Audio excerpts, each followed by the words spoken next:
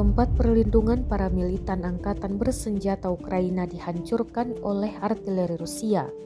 Rekaman detik-detik penghancuran ramai beredar di Telegram pada Senin 3 Oktober 2022. Dalam keterangan unggahan disebutkan militer Ukraina bersembunyi di rumah-rumah penduduk setempat yang ditinggalkan, tetapi drone melihat alias menciduk posisinya.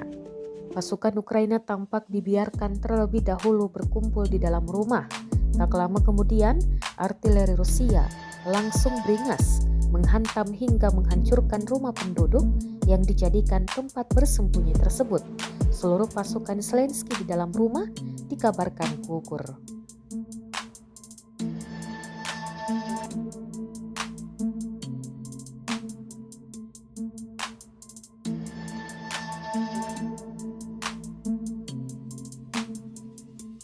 Terima kasih sudah nonton.